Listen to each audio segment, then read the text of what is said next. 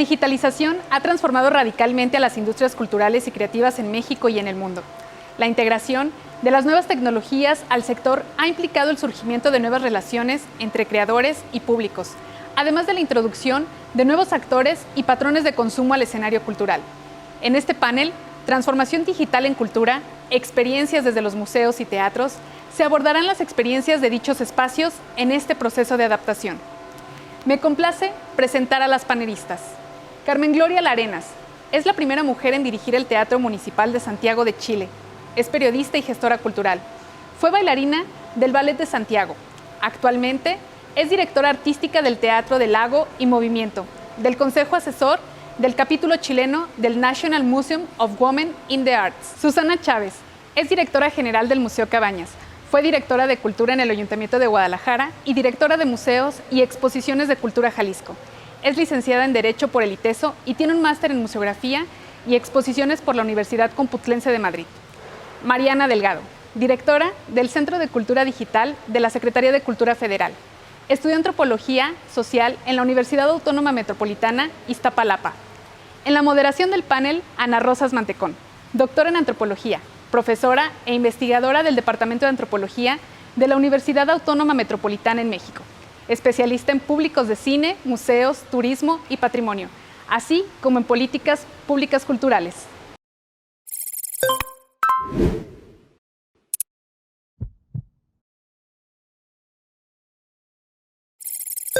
Buenos días a todas y a todos. Es un gusto que estén aquí con nosotros. Estamos en el panel Transformación Digital en Cultura, experiencias desde los museos y los teatros. Tenemos un panel de lujo, ¿no?, con 3 directoras de 3 espacios maravillosos de América Latina. Es claro que la reclusión en los hogares que siguió a la pandemia, pues intensificó el que nos concentráramos en las pantallas para trabajar, para tomar clases, para vincularnos con otros, para hacer compras, para aprender, para disfrutar, como bien surgió en las encuestas, para enfrentar el miedo, la depresión y la incertidumbre que desde entonces, nos han rodeado, ¿no? Y las medidas sanitarias para combatir la pandemia obligaron a las instituciones culturales a cerrar sus puertas y abrir sus ventanas digitales.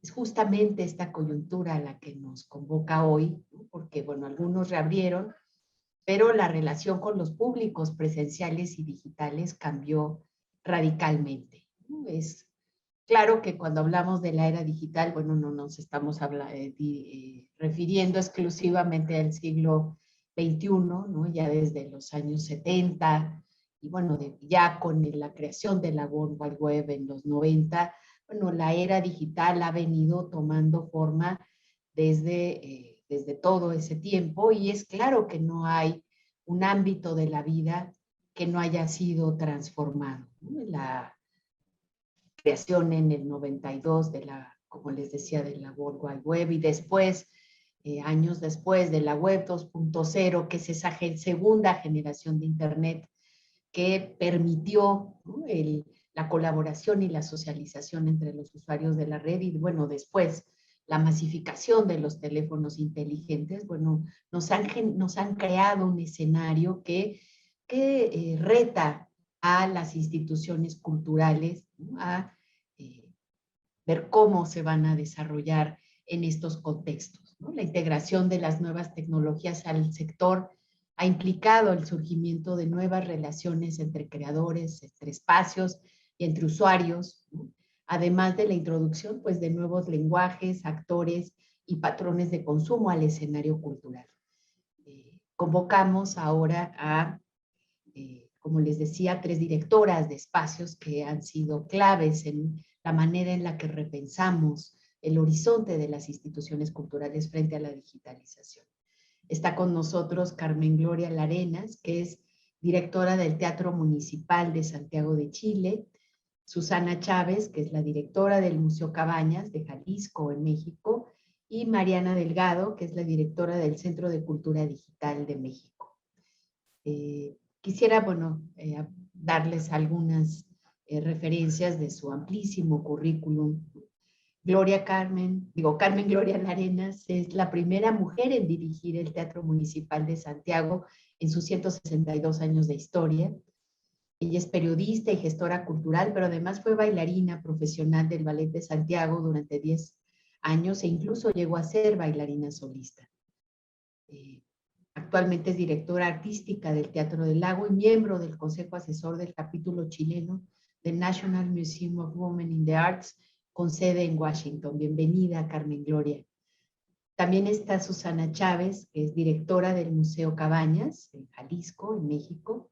Su experiencia laboral inició en el campo legal, en el cual se desempeñó durante 9 años colaborando en despachos especializados en asesoría corporativa.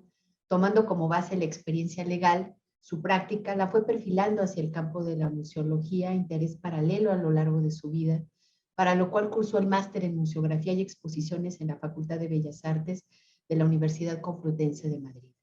En los últimos 14 años se ha desarrollado en el campo de la gestión, promoción y difusión de espacios museísticos y de programas educativos. Bienvenida, Susana. Y bueno, por último, pero no al último, Mariana Delgado, directora del Centro de Cultura Digital México. Mariana es antropóloga social por la Universidad Autónoma Metropolitana Iztapalapa de México. Desde el 2000 se desempeña como investigadora, gestora y productora de proyectos de arte, cultura, ciencia y tecnología para organizaciones privadas y públicas. En ese contexto, del 2008 al 16, lideró el proyecto Sonidero, que es un colectivo independiente dedicado a promover la cultura sonidera como una plataforma transnacional de creación, innovación y participación en México, Estados Unidos y América Latina. En 2016 se une al equipo del Centro de Cultura Digital como coordinadora de proyectos especiales y es directora desde el 2019. Quisiera empezar por agradecer a los alumnas y alumnos y profesores de la licenciatura en Gestión Cultural, de la licenciatura en Arte y Creación y de la maestría en Comunicación de la Ciencia y la Cultura del Instituto Tecnológico y de Estudios Superiores de Occidente, el ITESO, quienes prepararon las preguntas para cada tópico de esta edición del Encuentro de Economías Creativas y lo hicieron de una manera muy buena. Yo quisiera empezar por preguntarles por el contexto. ¿Cómo perciben ustedes qué posibilidades se han abierto con las nuevas tecnologías? ¿A qué retos nos enfrentamos? ¿Cuál es el panorama en América Latina? ¿Y hay alguna tendencia en especial que identifiquen? Podríamos empezar por ti, Mariana Delgado. Claro que sí, Ana, muchas gracias.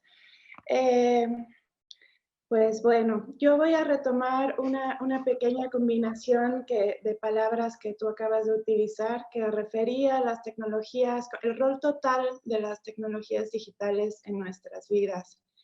Y creo que ahorita ese es el desafío mayor, digamos, no solamente esa ubicuidad, esa persistencia, ese estar en todo, incluso en lo que no está, pero la idea de que cuando algo es tan grande y tan complejo y está tan imbrincado con todas nuestras realidades posibles, entonces ese algo agarra una cualidad casi de Dios y se vuelve algo muy confuso. Y eso también es, nosotros es lo que más hemos entendido en esta experiencia, en este viaje de este extraño barco de 18 meses, es la necesidad de entender lo digital, de la digitalidad y la digitalización de maneras más sensibles, desgranarlo a lo que nos importa como instituciones culturales, como gestores, como agentes de reproducción cultural. El tema de la reproducción creo que es súper importante aquí. Y entonces, no solamente verlo como una cosa instrumental que nos va a servir para cumplir tales fines, como un medio, una herramienta, ¿no? Así como, ay, las redes son lo mismo, o sea, antes teníamos los periódicos, ahora tenemos las redes, sino realmente entender que como medio, es un medio, como herramienta, es una herramienta mucho más compleja, con muchas más posibilidades recombinatorias, agregantes, fantásticas, ¿no? y que tiene lógicas, que no solamente, que no puedes utilizar una herramienta digital para propósitos analógicos. Eso ha sido un choque fuerte ahorita dentro de la cultura. Entender que también es un medio creativo que tiene sus propios mundos, manifiestos, sus géneros, cada día nuevos, más realidades posibles, ¿no? Así virtuales, extremas, parciales, totales, que podemos producir, ¿no? Como creadores, tal cual. Entender que refiere toda una tecnología, una infraestructura, un conocimiento que se extienden a un mundo mucho más amplio, más, que interconectan todo ahora sí que de una manera profunda y difícil y oscura también, y oscura por diseño, esa es otra cosa. Y entender que es parte de una cultura muy amplia, y la cultura con su sentido patrimonial y de las bellas artes, pues nos enfrentamos a un mundo vastísimo de producción donde se han apropiado las herramientas y se han multiplicado los valores, ¿no? Los valores, o sea, como también el otro desafío es entender el valor que tiene esta dimensión para nuestro ejercicio cultural, artístico, más institucional, más jerárquico, más convencional, ¿no?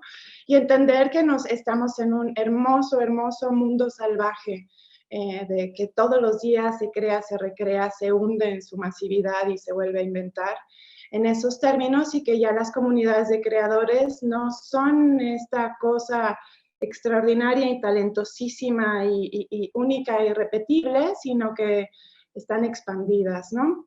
Y creo que ahí también, quizás contextualizar, no es la primera vez que el arte está en shock. Cada vez que el arte toca la tecnología de la imprenta a la revolución primera industrial, pensemos en el libro de Benjamin ahora, le entra el mismo patatús, ¿no? De ¿cómo voy a mantener mi cosa extraordinaria? Pero bueno, creo que ahorita eso es a lo que yo, como en donde lo dejaría, lo importante de que realmente nos demos el trabajo como instituciones de abrir procesos de entendimiento, aprendizaje, aplicaciones, experimentos para dimensionar lo digital adecuadamente y no tratar de aplicar lógicas así al tiro o de comprarnos, ¿no? De irnos con la reificación de la cosa esta. Muy bien. Susana. Bueno, a mí me gustaría contextualizarlo en el mundo de los museos, porque, bueno, los museos somos espacios tradicionalmente contemplativos y también somos espacios que tradicionalmente tardamos en reaccionar a la transformación. Y el caso de la transformación digital pues no se queda atrás, ¿no? Si me permite, voy a contextualizar un poco el espacio para poder hablar de ello. Adelante. Espero que se vea mi pantalla. Perfecto.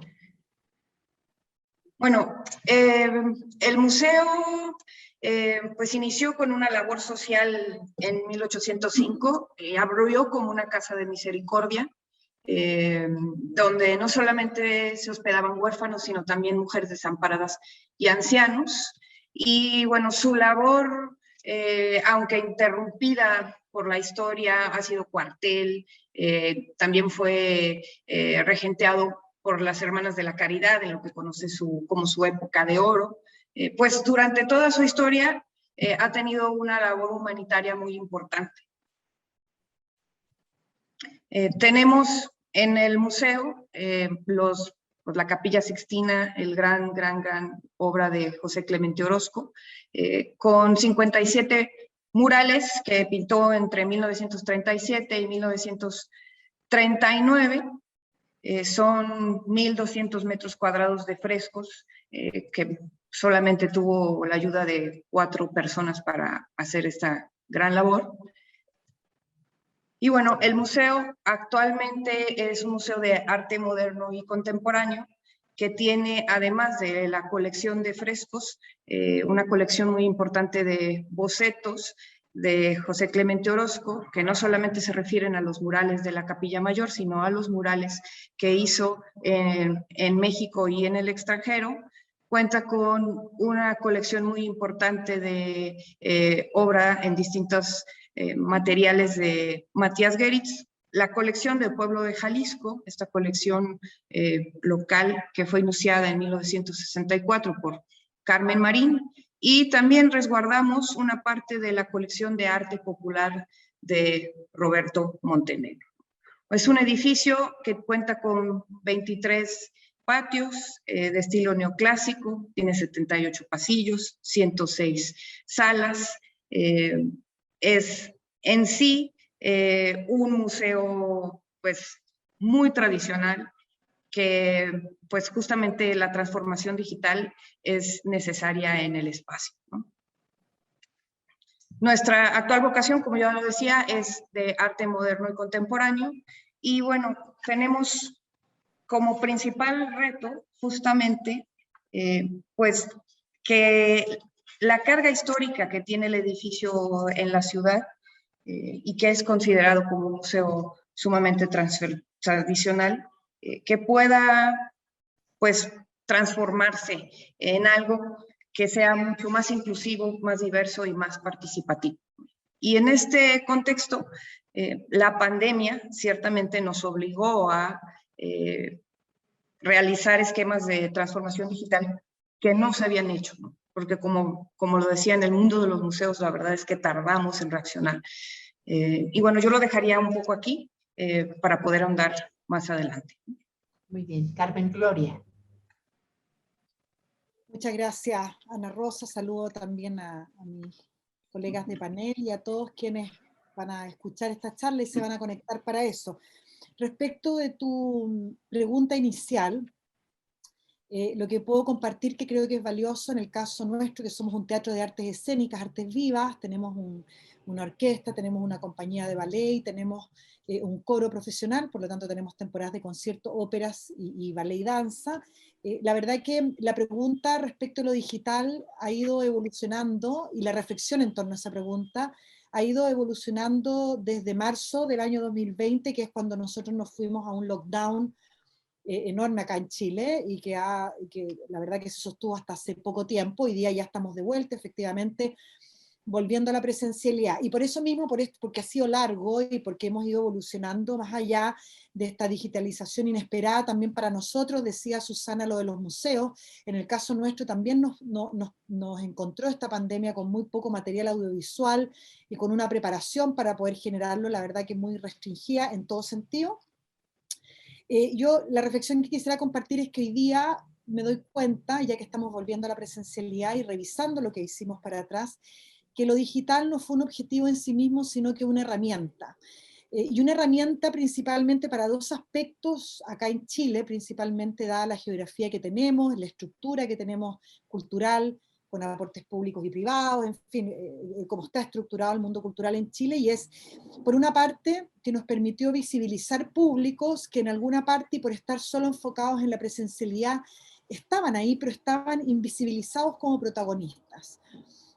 Chile es un país, ustedes saben, muy largo, 11.000 kilómetros, y la verdad que nos dimos cuenta que había una comunidad importante de personas que querían ser parte de la comunidad del teatro, pero que no podían estar presenciales aquí porque viven en el sur, en el norte, porque trabajan y porque no podían venir tradicionalmente a las actividades presenciales. Por lo tanto, nos permitió visibilizar esos públicos y hacerlos parte concreta de nuestra comunidad. Y en segundo lugar también fue un medio para superar brechas. Descubrimos la brecha presencial, digamos, dada la pandemia fue una brecha, pero pronto apareció la brecha digital. Nos volcamos todos a lo digital, pero hay sectores, por lo menos en Chile, donde el acceso a lo digital también no es de buena calidad, no es suficiente o está restringido. Por lo tanto, esa brecha existía, y también nos fuimos dando cuenta cómo la brecha económica también podíamos superarla, o por lo menos disminuirla, y también, por supuesto, la brecha de acceso que tiene que ver con lo geográfico, con lo económico y con lo espacial también. Entonces, nos permitió hoy día, la reflexión que hacemos respecto de la digitalización es, uno, en este regreso presencial nos hemos dado cuenta que han comprado entradas y han venido al teatro un porcentaje importante de público nuevo, entre comillas. Público nuevo que tal vez antes no venía al teatro, porque no se sentía incluido en la propuesta que nosotros hacíamos, porque tal vez no se sentían invitados, o porque tal vez, porque en Chile también ha pasado eso, hay un prejuicio con un teatro que se dedica principalmente a artes clásicas, ¿no? Respecto de que esas artes están enfocadas en un determinado tipo de público con ciertas características. Por lo tanto, la digitalización nos permitió en este año y medio de pandemia, donde fuimos solo digital, nos permitió acercarnos a públicos distintos, mostrarnos, visibilizarnos y decir: lo que nosotros hacemos es para todas y todos. Y eso también tiene su lógica en los números que vemos hoy día en la plataforma digital nuestra del Municipal Delivery. Tuvimos un alcance digital de 13 millones, que ya van más de 13 millones, y a través del convenio que tenemos con la televisión abierta, que significa que es televisión no de pago, acá en Chile, televisión que todos pueden acceder a ella, hemos tenido un alcance de 150.000 hogares aproximadamente. Entonces, finalmente, por eso les decía que en esta reflexión de lo digital hoy día, para nosotros finalmente ha sido un medio para poder abordar de manera muy concreta, y ojalá con muy buenos resultados de aquí en adelante, las diferentes brechas de acceso de distinta índole que había con lo que nosotros hacíamos, y la necesidad también de visibilizar públicos que no podían responder a la invitación presencial, pero que igualmente estaban ahí. Muy bien. La digitalización ha transformado el antiguo rol de los públicos como receptores, como consumidores de una oferta realizada por las instituciones, ¿no? Y ha permitido que esa frontera que se veía, ¿no?, entre los que producían y los que consumían, pues se difumine en muchos de los casos, y los otrora públicos, ahora usuarios, los conceptos han venido cambiando, ¿no?, de públicos a prosumidores, combinando la noción de los que producen y consumen, o ahora produsuarios, para pensar los que producen, pero también usan y transforman, crean contenido. Eso, bueno, ha venido cambiando la noción de quiénes son esos públicos a los cuales las instituciones se dirigen. ¿Cómo ha venido cambiando, Mariana, para el espacio que tú diriges, esta noción de quiénes son sus interlocutores, podríamos decir, ¿no? Este es un espacio muy joven, el más joven aquí presente, tiene 9 años de existencia en un subsuelo polémico de la Ciudad de México. Y su público natural, por designio y por diseño de su director original, Grace Quintanilla, siempre fueron les personas jóvenes. Siempre fue por ahí, o sea, este espacio nació para reconocer el valor cultural, económico, tecnológico, social, general y genial que se estaba produciendo desde las comunidades de usuarios, como tú bien lo dices. Entonces, ahí en ese sentido, no nos transformamos tanto, digamos, como que ese ha sido nuestro público. Quizás la pandemia nos acercó más, curiosamente, a públicos, vamos a decir, a usuarios, que no públicos, usuarios menos entendidos, menos versados en estas tecnologías, y vamos a hablar justamente de los gestores culturales públicos y privados en México, que estaban de pronto pues con este desafío más alto, y de pronto esa fue la comunidad que quisimos atender justamente en un tema súper importante de actualización y construcción de habilidades.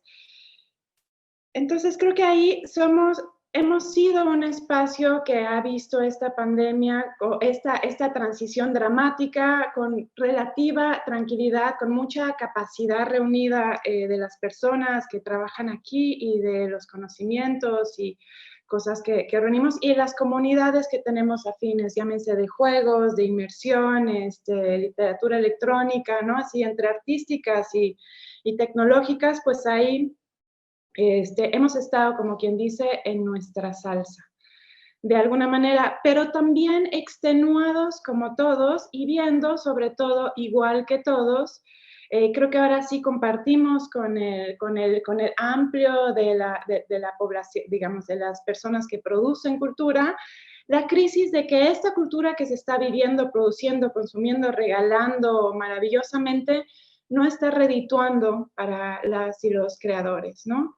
Y también entender que justo cuando se había democratizado esta producción, ¿no? Que ya salía desde otros lugares, digamos, desde otros territorios y otras zonas, lo que no se ha democratizado en ningún momento es realmente el medio de subsistencia como real, ¿no? Y ahí ha sido preguntarnos todos, como nosotros las instituciones y nuestros usuarios también, y en general todos ahorita tenemos una dependencia inmensa de todas estas páginas corporativas, privadas, que son las que están haciendo las ganancias con nuestra producción, de las instituciones, de nuestras compañías, de los creadores, de los usuarios, ¿no? Ahorita en realidad esta aparente democratización y distribución y capacidad de fluir del valor cultural está sujeta a que el valor económico está en manos de dos corporativos, y ahorita pues creo que esa es la parte, así como para darle un giro loco. Aquí estamos, aquí están las comunidades fantásticas, pero bueno, croncheadas como todas, no está generando ganancia, ¿no? Eso es donde pondría esta discusión. Susana.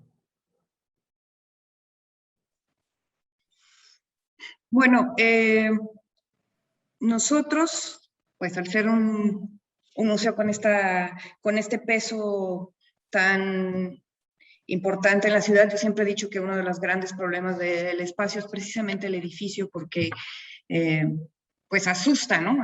A veces a querer entrar a él, ¿no? Entonces, el cierre de la pandemia nos... ¿Cómo, museo con mayúsculas, ¿no? Es ese edificio. Museo con mayúsculas, ¿no? Y bueno, como a muchos museos, sobre todo en Latinoamérica, la pandemia pues nos agarró pensando en nuestras cuatro paredes. Y este cierre, afortunadamente para nosotros no fue tanto tiempo, fueron solamente 6 meses, pues nos obligó a replantearnos justamente a quiénes queríamos dirigirnos, ¿no? Y un poco ligado a la museología crítica, la transformación digital, pues también busca poner al usuario, al visitante, en el centro de la visita al museo. Así que nosotros pues tuvimos que hacer cosas que tendríamos que haber hecho desde hace mucho, como tener una página web decente, que aunque no lo crean, un museo como este no la tenía. Y además, pues generar canales de comunicación distintos que no fueran el Facebook, porque todo el mundo ya tenía Facebook, y obligarnos a tener canales como YouTube, abrir uno y pues poner ahí contenidos que estuvimos generando durante la pandemia ahí, ¿no?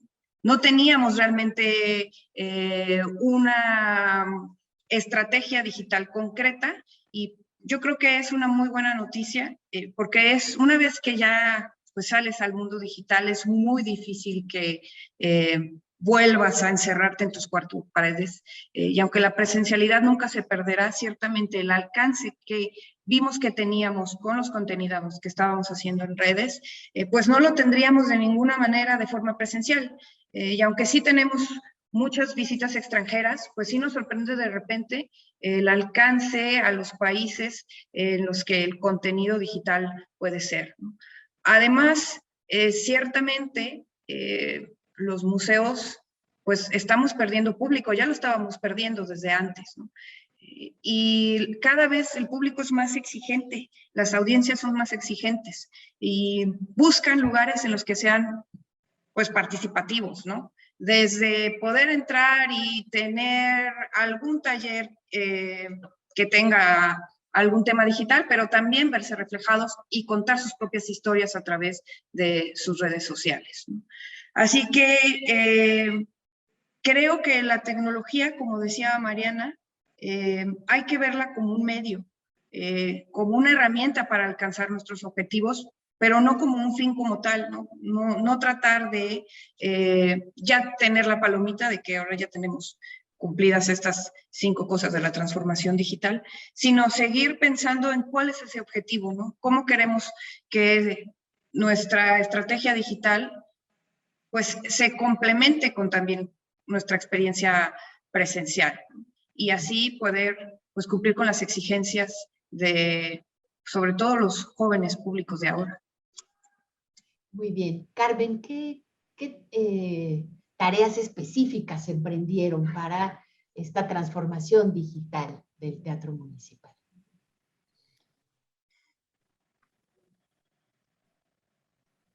Bueno, mira, honestamente, lo que dijo antes de los ingresos Mariana, la realidad es que la plataforma digital, pese al alcance que ha tenido para nosotros, no es un gran ingreso económico. Principalmente fue durante el periodo de la pandemia una buena herramienta para fidelizar a los privados que apoyaban el teatro con fondos y que efectivamente vieron que ese apoyo no se traducía en una presencialidad, pero sí en la digitalización. Eso es interesante.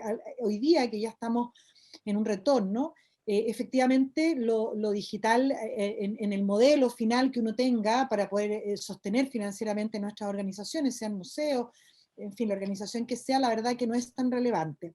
Sí creo que es relevante mantener, digamos, tenerlo digital, porque creo que plantea la pregunta de cómo hacemos comunidad de dos maneras que hoy día son muy reales, que es la presencial, que efectivamente va a seguir siendo la más importante, y nosotros en este regreso, por ejemplo, la experiencia nuestra ha sido muy grato ver el interés de las personas por volver, porque siempre está el miedo, que, en fin, por distintas razones, pero eso ha sido una realidad, pero también el cómo vamos a seguir haciendo comunidad con esos públicos que hablábamos antes digitales, que aun cuando vuelva a la presencialidad, están ahí, ya los vimos, ya estuvimos junto a ellos y queremos seguir haciendo comunidad. Por lo tanto, para nosotros la pregunta es cómo hacemos esa comunidad digital y presencial. Y respecto de las experiencias, efectivamente en lo digital, si bien nosotros hemos desarrollado algunos proyectos pensados para lo digital, lo que significa un producto pensado para lo digital con todas las posibilidades de cámara, visión, edición, tecnología que uno pueda poner, también es muy interesante ver de qué manera las limitaciones que todavía existen hoy día, por lo menos aquí en Chile, respecto a normas sanitarias, nos ha puesto en el desafío de transformar lo presencial también en algo nuevo. En el caso nuestro, lo más concreto es, por ejemplo, el foso de orquesta nuestro es muy pequeño para poder poner la orquesta que tenemos con distanciamiento social, que eso al menos aquí sigue siendo una realidad. Por lo tanto, ¿qué hicimos? Modificamos la mitad de la platea, sacamos entre la fila A y la I y pusimos unas plataformas, entonces hoy día el foso es la mitad de la sala.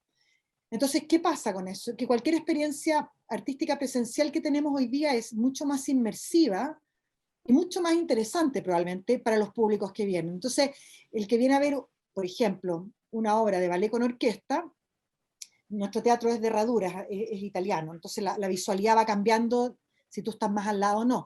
Pero hoy día las personas que compran su entrada en un palco lateral, donde se supone que tú antes no veías bien, hoy día ven en pleno la orquesta, están metidos en la orquesta. Entonces, esa es una nueva experiencia que cambia el uso y la experiencia del espacio nuestro, que salvo esa modificación que yo les digo sigue siendo la misma, y lo mismo en los conciertos, donde la orquesta está puesta en esta mitad de sala, porque ahí es donde queda al final, el escenario lo estamos usando como una segunda platea, por lo tanto los conciertos puedes tener una visión 360, tú puedes disfrutarlo a la manera tradicional, desde los costados tratando de ser más inmersivo con la orquesta, o desde el escenario mirando la sala desde un lugar donde el público habitualmente en este teatro no lo ve. Entonces, en alguna parte, finalmente, las mismas restricciones que hemos tenido y que nos llevaron a lo digital también, más allá de lo digital, nos llevaron en lo presencial a buscar fortalecer restricciones que son limitantes, por supuesto, en muchos sentidos, pero que al mismo tiempo nos abren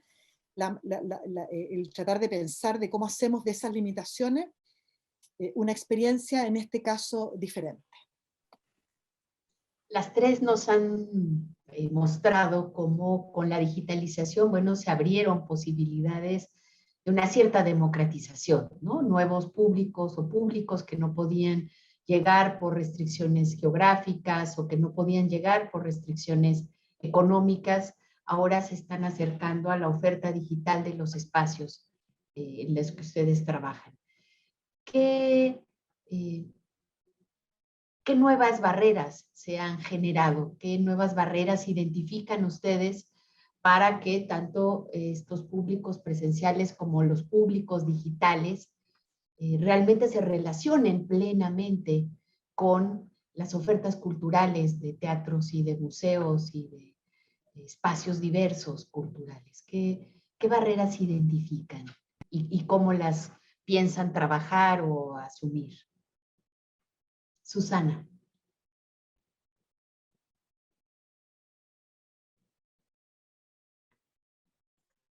Perdón, siempre pasa. Yo hablaría más bien en dos tipos de barreras. Primero, hacia afuera, lo que sucedió fue un detonante después de la pandemia y ahora tenemos una sobreoferta. Y los contenidos que hacemos, pues los tenemos que pensar cada vez mejor porque tenemos una competencia muy grande, ¿no? Entonces, ahora el usuario pues tiene un abanico de posibilidades en cualquier lugar del mundo sentado desde su casa, ¿no? Entonces, eso definitivamente pues nos genera pues, la necesidad de cada vez ser más específicos en nuestro contenido. Y eso me lleva a otra barrera que es más bien una barrera hacia adentro, que a diferencia del espacio de Mariana, pues nosotros ahora pues tuvimos que hacer una página web, digitalizar la colección, hacer signoguías para que los murales tuvieran una experiencia distinta, además de un newsletter en MailChimp, y todo esto pues lo hicimos con el mismo personal con el que estábamos trabajando antes de la pandemia, ¿no? Creo que es una barrera muy importante hacia adentro de los espacios, por ejemplo, o específicamente de los museos, que pues no tenemos el personal suficiente y la transformación digital implica tener un equipo al 100% trabajando en estos temas, ¿no?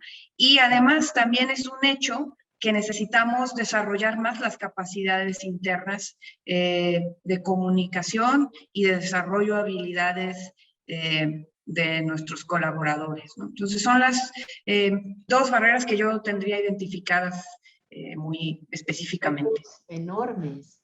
Mariana. Yo voy a dar un salto, estoy completamente de acuerdo ahí con Susana en esos dos temas y creo que hay un efecto también adentro y afuera desde nuestros públicos, pero también desde nuestras organizaciones que tiene que ver, se llama burnout y tiene que ver con hay mucho disponible, pero estamos saturados también. Hemos llegado a un punto en el que realmente nos cuesta mucho decir uno más, ¿no? Ya casi que no podemos. Y eso tiene que ver con ahorita una necesidad muy grande de desintoxicación digital, ¿no? Que colectivamente hemos llegado a este entendimiento de que no se puede abusar tanto de una sustancia. Entonces creo que esa es una realidad que ahorita tenemos todos desde, o sea, en la promoción de toda nuestra labor y todo lo que está dispuesto, digamos, para aprovecharse, pues el tema es que ya no es muy difícil seguir aprovechando esto por el canal digital. Entonces creo que hay, por una parte, en el CCD sí que trabajamos temas de desintoxicación digital y los trabajamos desde el minuto 1 de la pandemia.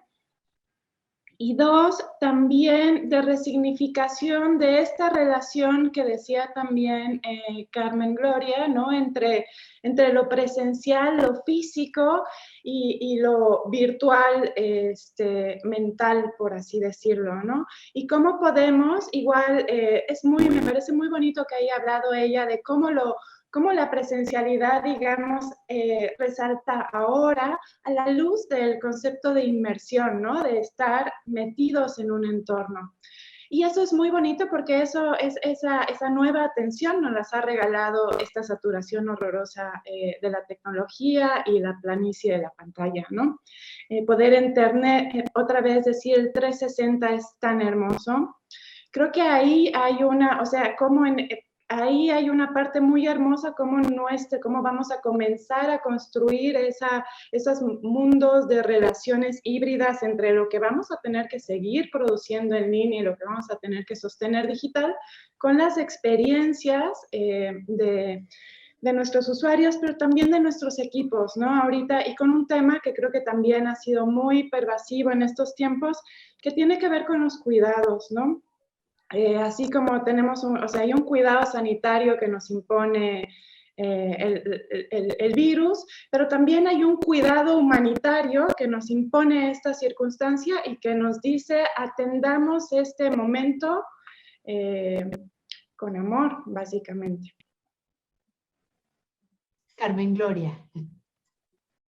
Sí, gracias, Ana. Bueno, respecto de la brecha, yo les diría que, perdón, de las barreras. Acá pienso que en este retorno a la presencialidad hay una barrera que es el miedo, por lo menos lo que yo veo en algún tipo de una población más adulto mayor que tiene mucho susto de estar en un espacio cerrado, aunque haya sistemas de ventilación, pero ahí hay una barrera, creo yo, ¿no? Hoy día el miedo, pensando en la presencialidad. Y lo otro creo que tiene más que ver con las organizaciones internas. A mí me toca liderar un teatro que tiene 164 años de historia, maravillosa la tradición, pero eso mismo hace también que ciertos procesos de innovación y flexibilidad se complejicen. Por lo tanto, hoy día el desafío que nosotros tenemos frente es cómo seguimos haciendo y siendo lo que nos marca como espacio acá en Chile, pero cómo hacemos al mismo tiempo para ser más flexibles y más innovadores, porque efectivamente esto no es una vuelta atrás, este regreso presencial, es un regreso presencial después de haber vivido una experiencia mundial sumamente desafiante desde todos puntos de vista y que hace que hoy día, desde los tiempos de los espectáculos hasta tal vez los precios por la saturación que hubo de actividades online gratuitas, que antes hablaba Mariana y Susana, o sea, hay tantos nuevos factores que se cruzan que eso hace que exista, yo creo que no una barrera, pero sí un gran desafío de cómo seguimos desarrollando lo que desarrollamos, recogiendo esta experiencia, sabiendo que ahora lo digital viene al lado, porque permite muchas cosas, que no es lo esencial, pero que eso al mismo tiempo obliga, en el caso nuestro, a analizar los proyectos ya no desde su viabilidad presencial y presupuestaria y de convocatoria y de todos los lugares educativos, de todos los lugares que podamos verlo, sino que además cuáles son a lo mejor las posibilidades digitales, o si las tiene o no las tiene, o si a lo mejor vale la pena eso, pensarlo en digital o no. Entonces, eso hace necesariamente que el sistema interno de ensayos, funciones, horarios, en fin, tenga que estar en permanente revisión y nos obliga hoy día a pensar que, o es lo que personalmente creo, que las organizaciones que mejor van a salir de esta crisis son aquellas que siguen teniendo una identidad, que incorporan lo digital, en la medida justa, lo que para cada uno de nosotros signifique, pero que también sean flexibles e innovadoras. Si no logramos transitar hacia ese espacio con equilibrio, la verdad que yo creo que el futuro para cierto tipo de organización muy rígida y que está pensando que este es un retorno a lo que era el mundo, el que haya sido en el 2019, yo creo que va a estar en dificultades en el largo plazo. Ajá. Susana. Bueno, me gustaría agregar algo que me hizo recordar Carmen al decir que el miedo todavía existe, hablando de presencialidad. Creo que otra barrera que tendríamos que considerar, hablando de transformación digital, tanto presencial, en el mundo de los museos, por ejemplo, tener una tablet donde tú puedas recorrer el museo, pues eso genera aislamiento en el visitante, porque el museo pues se visita en conjunto, ¿no? Aunque habemos muchos que nos gusta visitarlo solo, normalmente se visita o en pareja, con amigos o en familia. Entonces, de repente estas herramientas digitales pueden generar una especie de aislamiento del visitante. Y también en la virtualidad, pues hay que tener cuidado con pues generar estas barreras de aislamiento que ya han sido provocadas por la pandemia y nos tiene a todos guardados, aislados. Pues a lo mejor pensar en herramientas digitales que puedan hacerse en conjunto y ya romper con este aislamiento. Has mencionado, Susana, el hecho de que no solamente estamos frente a públicos presenciales que van plenamente a la presencialidad o públicos digitales que solamente se relacionan con las ofertas en plataformas, sino estamos frente a públicos híbridos que van a la presencialidad, pero cargados de sus pantallas alternativas y que están además ya no dispuestos a jugar los mismos pactos que se jugaban antes de la digitalización, ¿no? Y uno es la relación con los móviles, otro es el tiempo de atención. Hay así una serie de transformaciones que hacen que los retos de la presencialidad sean retos frente a este usuario, que es un usuario que también cambió. No es que regresen, no hay vuelta atrás, ¿no? Esta noción de la digitalización que ya inunda nuestras maneras de percibir el mundo, de percibirnos a nosotros mismos, bueno, plantea retos enormes para las instituciones. ¿Cómo pensar en estos públicos híbridos? Ya lo adelantaste, Susana. No sé si Mariana, Carmen Gloria nos quieran compartir algo respecto a esto. Sí, mira, en el caso nuestro, el público híbrido, nosotros lo asociamos, perdón, un poquitito más al hecho de que probablemente haya programación en el teatro que sea atractiva para que la gente venga, para que los públicos vengan, y puede que haya otra que no sea suficientemente atractiva para eso, y eso haga que la persona prefiera, entre comillas, algo digital, que puede ser algo nuestro o no. Entonces, yo creo que en ese sentido pienso que lo digital hace necesariamente que la presencialidad pase a ser un lujo.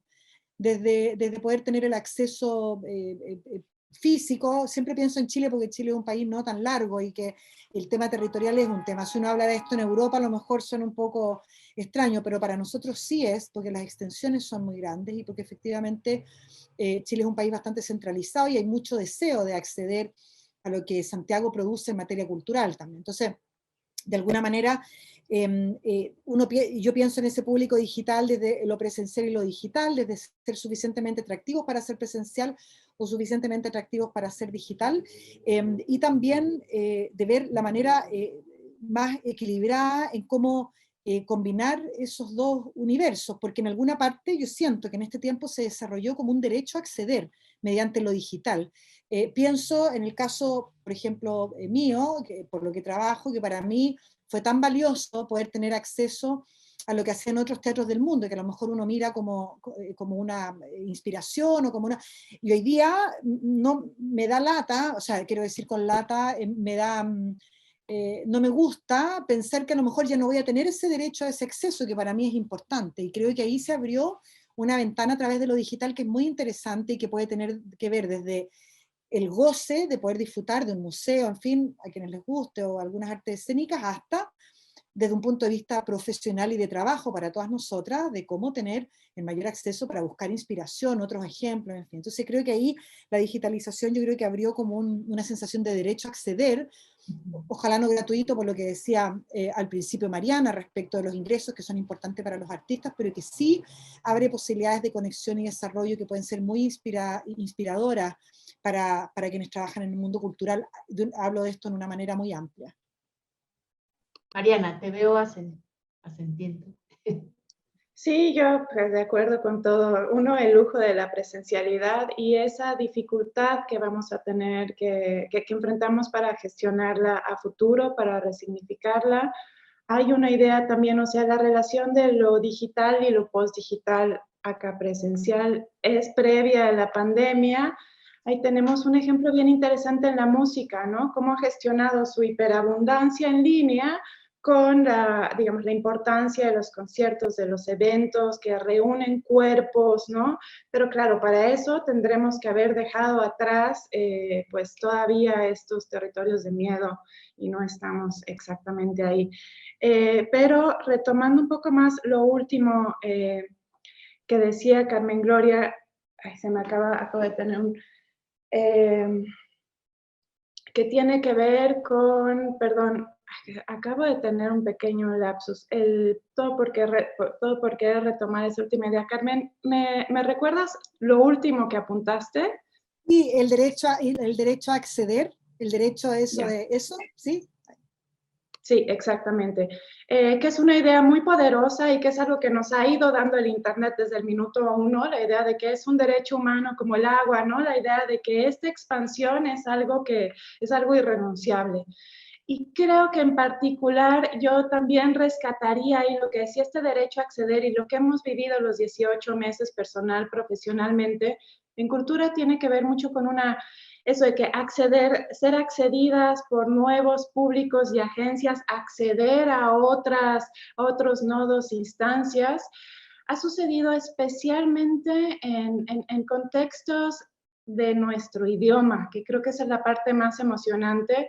También comentábamos contigo, Ana, cómo estabas en Uruguay hace un momento, ahorita Carmen pues la tenemos aquí en México, yo he estado en Chile, en Colombia, en Perú, tantas veces en estos meses. Nunca habíamos tenido esa compenetración, digamos, regional, y también lo siento así como institución federal que somos nosotros en la relación con los estados, y cómo esta relación de pantalla también ha roto un poco las jerarquías, ¿no? Porque son otros los protocolos que se manejan en línea, entonces ha roto las jerarquías y ciertas interacciones ya muy rancias que había en la relación federación-estados, por ejemplo. Creo que todas hemos vivido, hay experiencias muy lindas de encuentro, ¿no? Creo que eso es algo que vino para quedarse, ¿no? Que vamos a sostener principalmente. Hay una apertura, bueno, esta idea del derecho de acceso también se viene ampliando a la noción no solamente de acceder, sino también de participar, otras formas de vincularse con las instituciones. ¿Cómo les resuena esto como reto para el trabajo que hacen con sus usuarios que ya quieren en alguna medida ser también interlocutores, también cogestores, tener otras formas de acceder mucho más amplias que la de la simple relación como de espectadores? Mariana. Perdón, me voy ya que pasé mi saliva. Creo que me toca mucho porque hay un tema en la tecnología de participación que dices, pero es un diseño tecnológico de interacción, ¿no? Y un poco a veces es real, a veces es solamente una simulación de interacción, pero bueno, ahora sí que queremos aplicarlo a todo, y eso está muy presente en la relación que tenemos ahorita con las comunidades. Hay un modelo de producción, de creación transmedia, que viene igual girando en el entorno artístico desde hace tiempo, más enfocado hacia la producción en medios que, digamos, a las artes performáticas o audiovisuales. Pero que sí hace, digamos, que trata de construir ese involucramiento de las comunidades también en los procesos creativos, pero igual estratégicamente alineado con los fines económicos de los emprendimientos, ¿no? O sea, que aprovecha este involucramiento de decir, yo soy parte de esta creación, yo me siento presente en voy a donar a esto en lo que estoy participando, ¿no? Ahora que tenemos, digamos, estos modos de micromecenazgo que también se integran a, pues, como una posibilidad de subsistencia de la creación. Y eso se aplica, lo hemos visto más entonces también esto implica toda una gestión de nosotros como instituciones, cómo gestionamos esa relación y cómo tratamos de no caer en simulaciones chafas, ¿no? Pero también de los creadores, porque la demanda, o sea, es justo, son públicos mucho más exigentes. Y la demanda no es solamente quiero poder opinar sobre esta obra, sino eventualmente quiero, digamos, estar en ella de fondo. Tuvimos una experiencia ahí muy bonita el año pasado con el Cervantino, con la Fura dels Baus, utilizando plataformas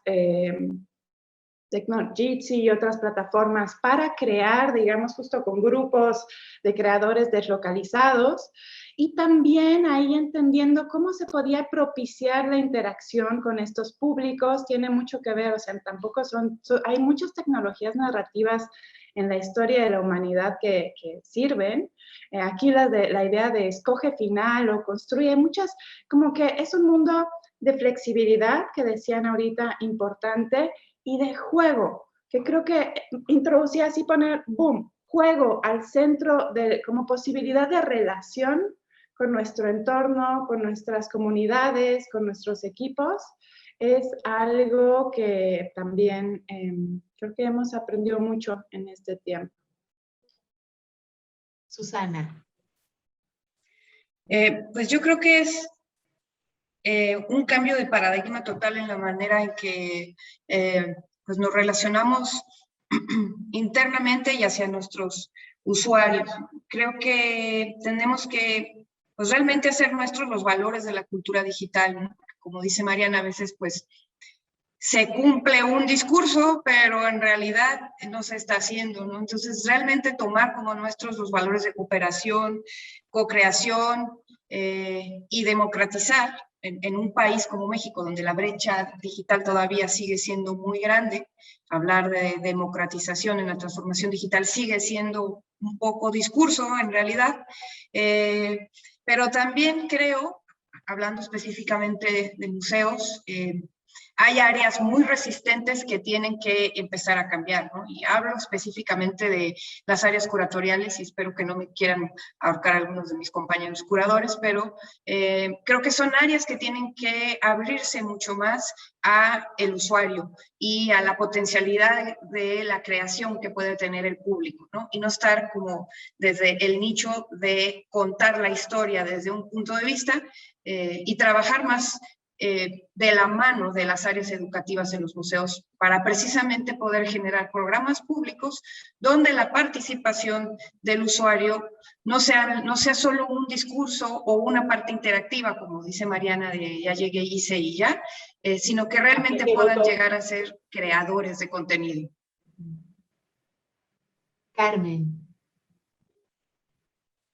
Ana, yo encuentro que es tan difícil esta pregunta, no sé ni siquiera mucho qué decir, por lo menos desde el área nuestra, que tenemos temporadas de óperas grandes, de grandes ballets, también hay cosas contemporáneas, por supuesto, pero tal vez hacer unas 3 reflexiones. Lo primero, quería retomar lo que dijo Mariana antes, que me recordó que en este tiempo también ha sido importante la colaboración y la cooperación, también entre instituciones, de organizaciones como la que a mí me toca dirigir, con artistas que se pusieron muy generosamente, donaron sus derechos para que pudiéramos hacer transmisiones cuando no estaban regulados todavía, bien de parte nuestra por lo menos esa relación contractual. Entonces, para poner algo positivo, porque creo que eso fue una fantástica experiencia humana de colaboración y de tomarse la mano de alguna manera y decir, esto es un terremoto enorme para todos y veamos cómo transitamos esto. Entonces, Mariana me lo recordó lo que dijo y quería traerlo.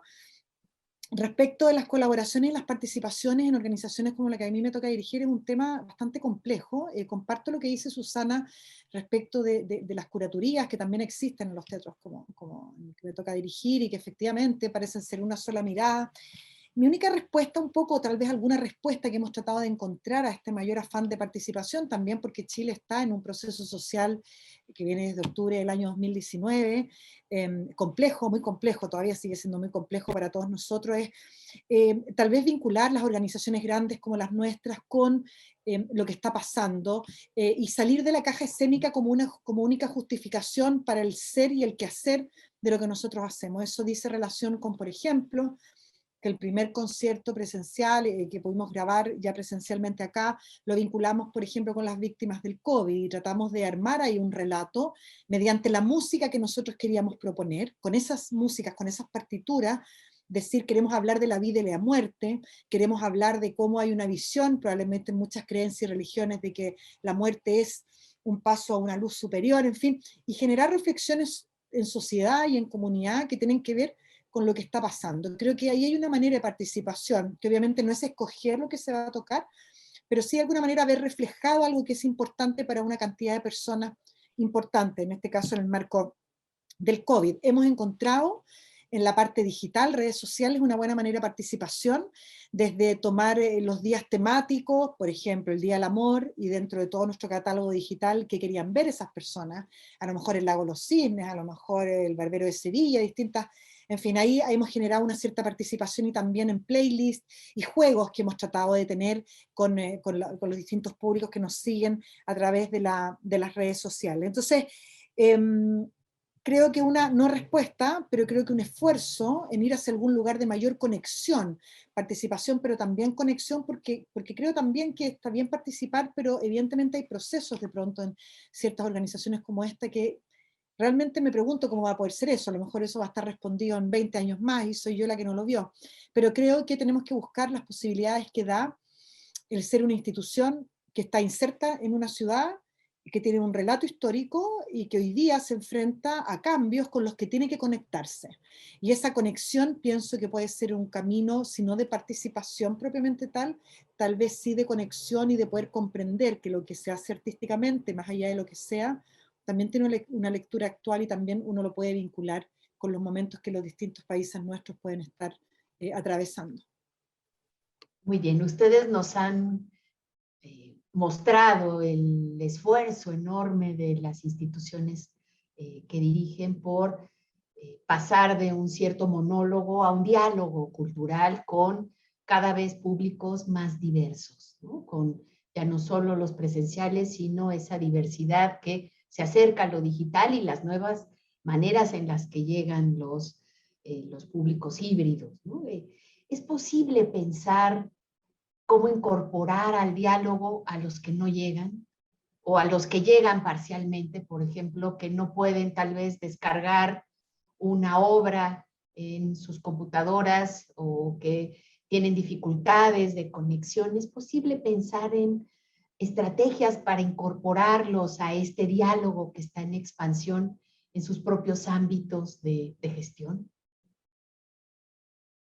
Yo creo, Ana, que tú estás hablando ahí, o en mi opinión, respecto de la experiencia en Chile, que tiene un Estado que está presente, pero que sin embargo no sostiene, por ejemplo, todo lo cultural. Acá tiene participación en algunas organizaciones, pero no en todo. Que es más bien una política pública, diría yo, de pensar en eso. Yo creo que nuestras organizaciones tienen un alcance, o por lo menos como Más yo lo allá veo, de lo existente. muy valioso, y que obviamente que tenemos todos que hacer el esfuerzo mayor, sin duda, con públicos, con el espacio público, con los privados también, para poder llegar a la mayor cantidad de personas posible y ver cómo superamos esas brechas. Y eso yo creo que tiene un espejo en tratar de estar de todas las maneras posibles, en lo digital, en las redes sociales, en la radio, en la televisión paga, en la no paga, en fin, qué sé yo, 1000 maneras de hacerlo. Pero creo que ahí hay una buena reflexión desde más políticas públicas, por lo menos asociado a lo que, como en Chile, se desarrolla puntualmente ese tema, Ana.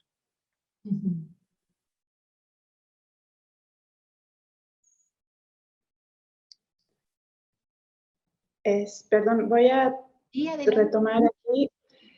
Creo que estoy de acuerdo en que lo principal es importante entender nuestras limitantes, ¿no? Y decir justamente en estas herramientas digitales, pues vamos a topar con toda una brecha grande, que no es solamente la brecha de quien tiene acceso al aparato y a la red, pero además quien tiene los capitales, digamos, para acceder a este tipo de las producciones de arte y cultura.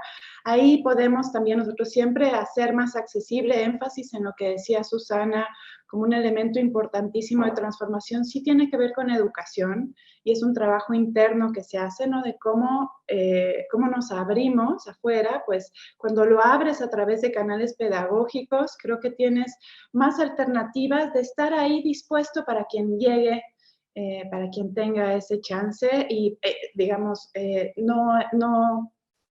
como recorrer un poquito el margen, ¿no? Pero siempre, pues como instituciones culturales, federales, con todas nuestras limitantes, nuestros márgenes son muy grandes en realidad, y digamos que hay una parte, también ahí hay una finta que te da lo digital que que debemos evitar, ¿no? De decir, se van a salvar todas las brechas, pues no. Diría que tenemos que aceptar eso también y pretender y admitir las limitantes, pero también entender que hay otras lógicas dentro de lo educativo. Por ejemplo, en México hay un censo sobre lectura y digitalidad entre los jóvenes, que es muy padrísimo, maravilloso, increíble, porque te permite ver que los jóvenes no solamente están perdiendo el tiempo a través de ahí con sus celulares, sino que realmente ellos están adquiriendo cultura, ¿no? Entonces, también entender que la agencia viene del otro lado, que hay justamente no son pasivos, sino que están construyéndose, y dar chance a que nos encontremos con estas audiencias y comunidades, ¿no? Susana. A mí me gustaría agregar algo con un ejemplo muy concreto que hacemos nosotros, que tiene que ver con lo que han dicho. Hay que reconocer pues nuestras limitantes también, ¿no? Nosotros tenemos en la parte de atrás del museo, pues está el barrio de San Juan de Dios y el barrio de La Perla y varios barrios más que presencialmente no vienen. O sea, eso ya es un tema, ¿no? Presencialmente no vienen. Entonces, lo que hemos tratado de hacer es, pues, generar un chat tal cual con los vecinos, en donde, pues, podamos tener un diálogo un poco más cercano, y invitarlos a que vengan al cine o a alguno de los talleres que hacen o los programas públicos que hace el área de educación. Y creo que pues nosotros hacemos pues una pequeña labor para que los que no llegan y viven al lado, pues generemos un diálogo y puedan venir, ¿no? A mí me parece que sí hay limitantes y creo que hay que más bien tomar ejemplos y tratar de, o comunidades específicas y trabajar con ellas. Sí, bueno, el escenario es un escenario definitivamente muy complejo de una multiplicación de demandas sobre las instituciones culturales que se ha combinado perversamente con una disminución de los presupuestos, ¿no? Y con muchas dificultades también en términos de la reestructuración de las instituciones.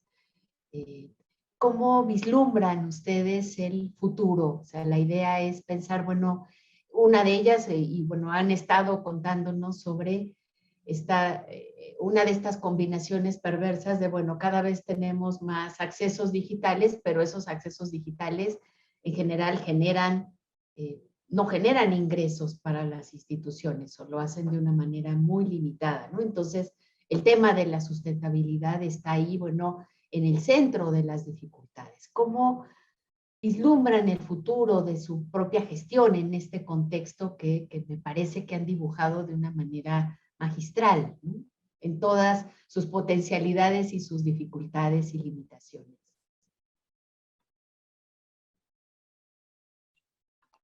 Bueno, Vale. a mí me gustaría... Adelante, adelante. Carmen.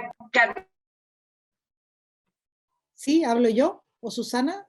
Adelante, sí, Carmen. Ah, ya, perdona, es que estoy con un problema en la red, estoy con un delay, pero no, brevemente lo que quería decir es que esa es una pregunta que, por ejemplo, en el caso nuestro es de vital importancia la sustentabilidad, porque las artes que nosotros cultivamos acá son de cocción lenta y de inversión grande. Tenemos cuerpos estables de muchos artistas, son espectáculos que involucran muchos profesionales de distintas áreas. Entonces, creo que el futuro de las organizaciones ya no es solo un presupuesto, que obviamente que nunca lo fue, pero de pronto en el mundo, por ejemplo, puedo decir de la ópera, donde los gastos son altísimos y donde son procesos que involucran una inversión importante, yo pienso y creo y espero por el mismo futuro del mundo de la ópera en todas partes, con las características diversas que puedan tener, que sean procesos mucho más realistas, sabiendo que el mundo es mucho más frágil, o recordando que el mundo es mucho más frágil.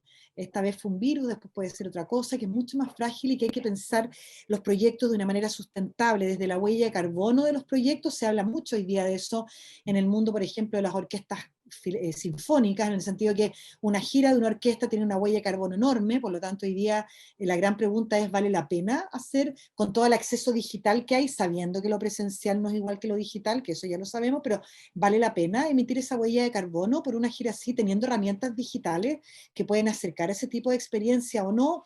Y creo que en ese sentido la reutilización de grandes producciones de ópera o ballet también es un tema, la colaboración, lo que decía antes a propósito de lo que dijo Mariana, la colaboración y cooperación, la coproducción, en vez de cada teatro de estar haciendo, en el caso nuestro, lo que cada uno quiere hacer, cómo me coordino con Mariana, con Susana, con otros teatros en el mundo para hacer que pensemos un poquito más juntos, pensemos de una manera un poco más sustentable. Está bien que no es todo, pero cómo colaboramos más. Yo creo que ahí hay una herramienta de la colaboración, ceder, porque claro, todos tenemos propias ideas, pero en algún minuto para que funcione para más personas uno tiene que ir cediendo. Yo creo que eso te habla de la flexibilidad, más que ceder, tiene que ver con colaboración y flexibilidad, y de ponerle realidad, yo creo, en los trabajos artísticos y creativos son siempre tan interesantes y el pensamiento y la creatividad puede llegar a lugares inimaginables, pero eso también hace muchas veces que sean proyectos inabordables, y yo creo que ahí hay que tratar de trabajar en una visión creativa, innovadora, que no pierda entusiasmo ni inspiración, pero que sí tenga claro que el mundo está frágil desde muchos puntos de vista, no solo la pandemia, el calentamiento global, la huella de carbono, los espacios, como, bueno, se está deteriorando, ¿no? En tema de la Antártica, donde Chile está presente. Entonces, creo que tiene que haber un ejercicio de realidad que no es de pesimismo, sino que sencillamente volver a pensarlo todo de una manera más generosa, más colaborativa, más realista, y pensando en un futuro realmente en el largo plazo, que no son 4 años o 10 años, si es que no logra tener un presupuesto estable. No me refiero a eso, me refiero a pensar realmente en las próximas generaciones, en cómo hacemos para que este mundo pueda seguir existiendo. Yo creo que ahí hay un tema de sustentabilidad que en este mundo, por lo menos de los grandes teatros como este, está poco explotado, poco abordado, poco trabajado, y que donde yo creo que hay una contribución importante que podemos hacer. Muy bien, Susana. Bueno, yo aún me sigo haciendo muchas preguntas sobre el futuro de la transformación digital, específicamente en un espacio como este. Yo me pregunto hasta qué límite, ¿no? Hasta dónde se debe desarrollar esa versión digital del museo, ¿no? Porque, pues, no sé si es por mi edad, pero yo la presencialidad es que me sigue pareciendo un factor tan importante que me cuesta mucho trabajo pensar en duplicar un museo digital. No solo porque claramente necesitamos que las personas vengan, porque pues implica un factor financiero importante la presencialidad también, sino porque la experiencia que se genera estando frente a las piezas o haciendo recorrido o viviendo el museo de forma personal, a mí me sigue faltando esa parte en la virtualidad. Eso por un lado. Y otras preguntas específicas tienen que ver con si vamos a trabajar y seguir desarrollando la parte digital. Definitivamente implica tener pues personal y un equipo específico que tenga que trabajar esos temas, porque la digitalidad no solamente la conexión, también arroja muchos datos, y hay todo un tema y concepto de análisis de datos que está ahí y que realmente no estamos utilizando porque no tenemos ni las capacidades, ni el personal, ni las habilidades para entender esos datos. Y esos datos a futuro nos pueden arrojar muchas, no solamente medidas y evaluaciones, sino pues entender mucho mejor qué están buscando las audiencias en nuestros espacios, y también poder relacionarlos con temas que son muy imperiosos ya, no solamente la sostenibilidad, sino la inclusión y la diversidad, que también pues tenemos que atacar hacia el futuro con la transformación digital. Mariana. Wow, pues sí, ahí ya hay un trío, sostenibilidad, inclusión y diversidad, sí que son el centro ahorita de nuestro trabajo, y cómo podemos avanzar los tres en tándem, ¿no? Creo que hay un desafío bonito, importante, y también con las preguntas. Hay una parte ahorita que estamos casi, que es que, bueno, abajo en el sur, en la primavera, y en México también vivimos una leve normalización y reincorporación, un poquito de ilusión. Y creo que ahí también tiene que ver con hacerlo, con poder hacerlo suavemente y con poder rescatar de nuestra experiencia pandémica las preguntas valiosas que nos hacíamos de si realmente queríamos regresar al mundo como lo habíamos dejado, ¿no? Y ni queremos ni podemos. Y como que no, esa es una línea que hay que mantener entre un rigor, una sensibilidad y una racionalidad que sería importante seguir avanzando, decir qué es lo que importa en este momento, ¿no? Para que vamos a producir y para que no produzcamos basura, porque la basura también existe aunque sea inmaterial. Eso por una parte, o sea, ser como mucho más sensible en nuestra práctica, en lo que realmente nos importa como planeta. Creo que eso se va a quedar, nos puede ayudar a que lo que sea que tengamos se aproveche mejor, muy 4T, pero eso es muy real, ¿no? Por una parte. Y por otra parte, yo también pondría así, ¿cuál es la otra consideración que siempre tenemos que tener ahorita que ya estamos súper aquí y después del día de ayer es 4 de octubre para efectos de la retransmisión? ¿Qué pasa con el apagón? ¿No? Entender que pasado mañana vamos a tener un problema así de, todo está fuera de línea, ¿no? Y ese es otro ejercicio de sostenimiento que tenemos que hacer, ¿no? Para entendernos. Y bueno, creo que con eso concluiría. Bueno, muchísimas gracias. Ha sido una conversación muy rica.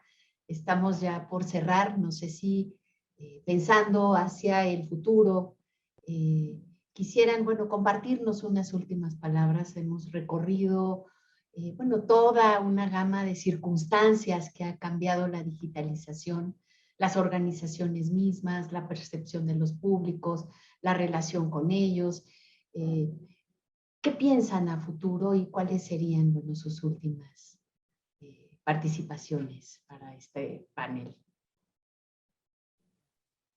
Bueno, yo me gustaría decir que solo sé que nada sé, porque la verdad que toda esta experiencia nos ha puesto frente a desafíos para los que estábamos menos, más preparados, pero nadie pensó que, o sea, bueno, no sé, difícilmente uno podría haber pensado que el año 2020 iba a ser como iba a ser, con tanta muerte también, con tanta fragilidad en ese sentido, ¿no? Sentido humanitario. Nada, yo creo que hay que estar atentos. Quiero rescatar que ha sido muy gratificante, como ustedes decían al principio, hemos estado en un lugar y en otro, hemos recorrido el mundo en estos Zoom donde hemos compartido, y creo que en los peores momentos de la pandemia fue muy reconfortante, por lo menos para mí, sentirme acompañada, aunque sea de profesionales que tal vez no tenía yo una relación particular con ellos, pero constatar que estábamos todos tan tratando, ¿no?, de dar esta pelea y de poder enfrentar de la mejor manera posible los desafíos, y que en alguna parte nos encontrábamos todos ante la misma dificultad, y muchas veces escuchando la experiencia de otro realmente fue una ayuda en los momentos más complejos, fue un bálsamo en el sentido que uno se sentía acompañado, y también de otros profesionales siempre están positivos. Así es que yo me quedaría con eso.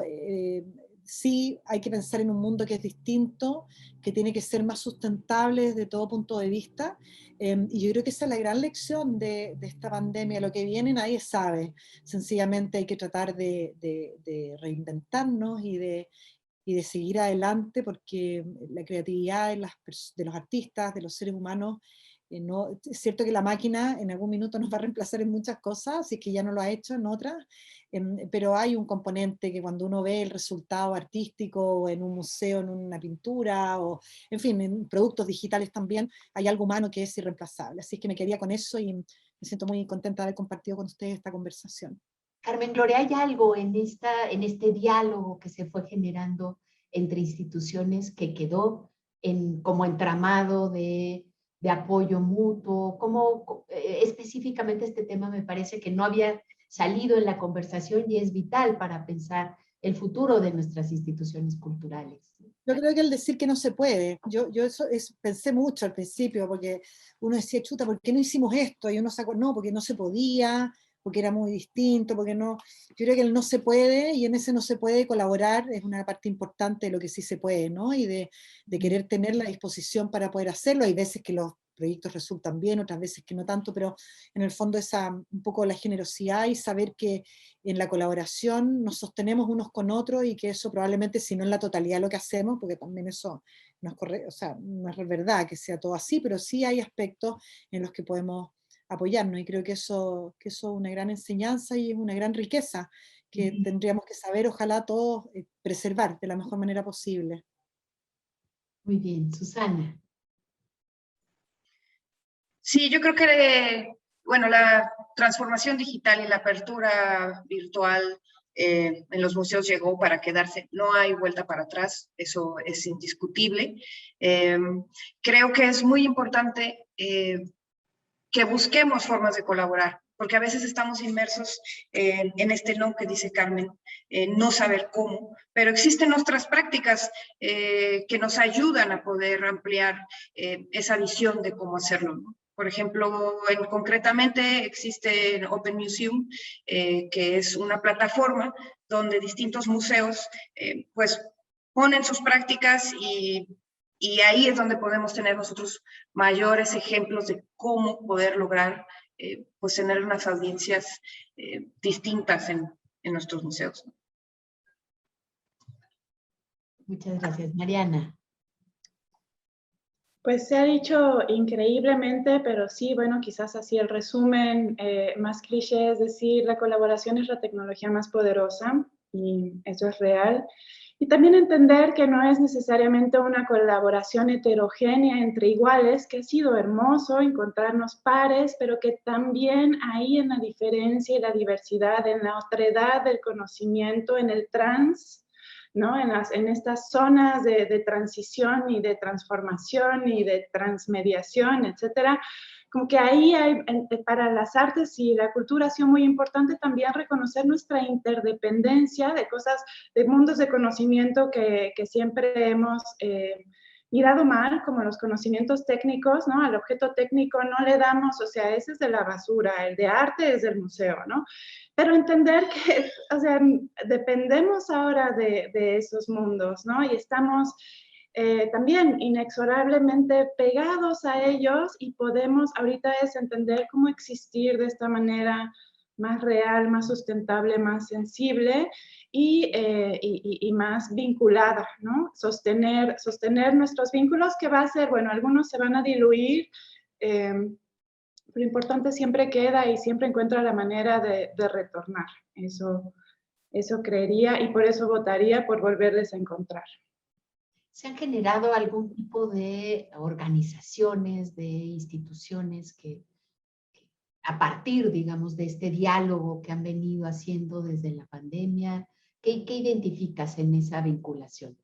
Algo que sea más allá de una organización con otra, sino de redes que les permitan enfrentar de una manera más colectiva estos retos enormes en un contexto todavía pues tan incierto, ¿no? Porque si algo hizo la pandemia fue instalarnos en la incertidumbre. Bueno, voy a tomar el tema de redes. Sí, por ejemplo, en lo personal diría fue muy interesante. A mí me tocó que el Banco Interamericano de Desarrollo arrancara la pandemia convocando una serie de expertos latinoamericanos en temas de culturas y tecnologías. Y esa es una red de conocimiento que llevamos 1 año y medio topándonos, o sea, ¿no? Reencontrándonos, reinvitándonos, reintroduciéndonos en la conversación. Increíble, con mucho aprendizaje también porque justo entender la diversidad de nuestros contextos, ¿no? Eso por una parte, que creo que todas lo hemos vivido así en nuestros gremios. Ha habido iniciativas de nuestros gremios que han hecho estas articulaciones en distintos grados, desde lo más local, ¿no? Hasta lo nacional, regional. Y también siento que así, por ejemplo, si les preguntamos, o sea, la cercanía que ahorita tienen las áreas educativas de distintas instituciones, cómo están intercambiando muchas cosas, enseñándose unas a otras. Creo que así lo vemos en cada una de nuestras aristas o especializaciones o funciones.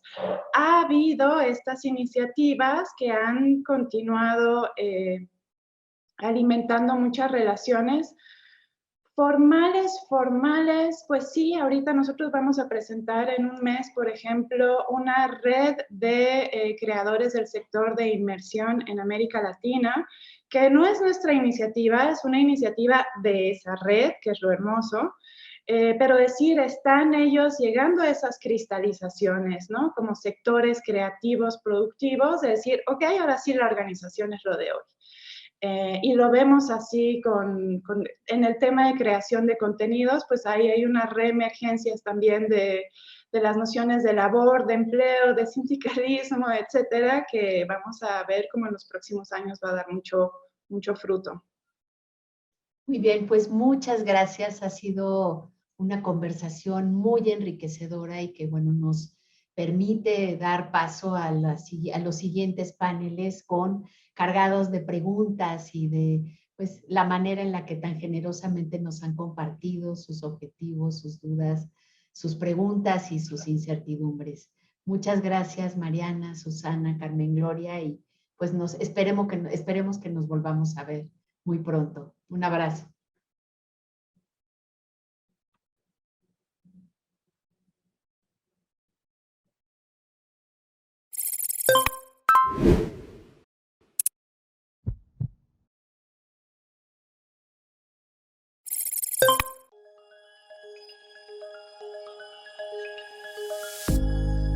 Hola, mi nombre es Ricardo Arzola, soy el director y fundador de Bichisol Producciones.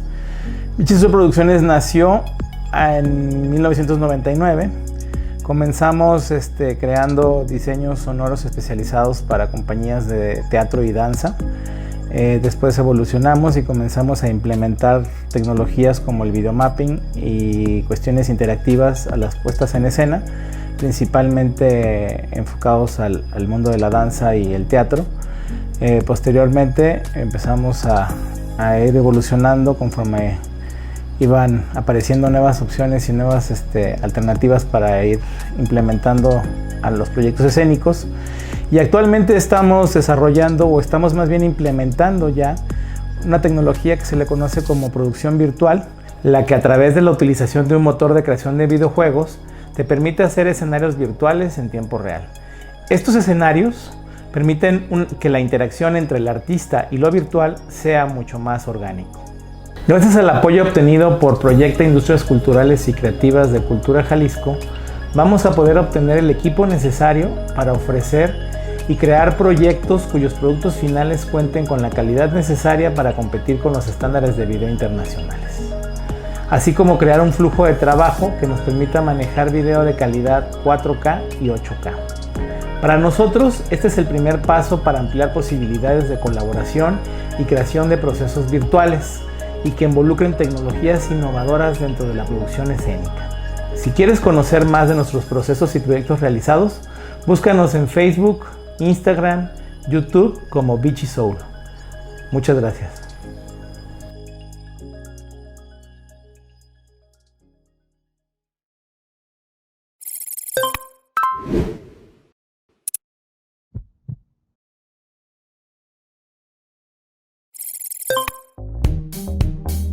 Hola, mi nombre es René Linares, soy artista visual y soy el creador del curso online Dibujar es Observar. Dibujar es Observar es un curso de dibujo artístico online en el que casi cualquier persona puede aprender a dibujar gracias a la metodología diseñada en la observación. Los alumnos descubrirán cómo observa un artista avanzado para emularlo a través de ejercicios específicos que, si son realizados paso a paso y en constancia, logrará resultados en 2 meses, lo que con métodos tradicionales le llevaría 1 año. En reducidas palabras, si aprendes a observar, aprendes a dibujar. Está dirigido a principiantes desde adolescentes y adultos que quieran contar con bases sólidas en la teoría y práctica del dibujo artístico. Mi proyecto se encuentra en el modelo de negocio de los cursos online, que consiste en 8 etapas: mentalidad, inmersión total, bases de mi curso, sistema de ventas, entrega de curso, optimización del sistema, automatización y repetición del sistema. El beneficio me ayudará a realizar las etapas de entrega del curso o lanzamiento, optimización y el inicio de la automatización del curso, pero en el futuro hacer la repetición del sistema, y de esta manera llegar a miles de personas que desean aprender a dibujar y en un largo plazo crear mi propia academia de arte digital. Contribuir al desarrollo artístico es parte de mi misión de vida para lograr un mundo mejor, y a través de las plataformas digitales puedo llegar a miles de personas para lograr esa misión, comenzando con este curso online. Dibujar es observar. Así como también ser parte esencial de la economía colaborativa que este tipo de negocios digitales, que por su naturaleza crea y promueve y se apoya de manera transversal en otras industrias creativas y culturales, y no como el diseño web, gráfico, de contenidos, edición de video, programadores, copywriters, derechos de autor, coaching, mentoría e incluso otros cursos online. Lo que sigue para mi proyecto es subir un escalón más en este maravilloso camino del emprendimiento, aprender de ello, corregir, pulir y continuar aprendiendo. Te invito a visitar mis redes sociales en Facebook, Instagram y mi canal de YouTube, así como mi blog personal donde comparto mis investigaciones artísticas e historias. Todos somos artistas, solo hay que recordarlo.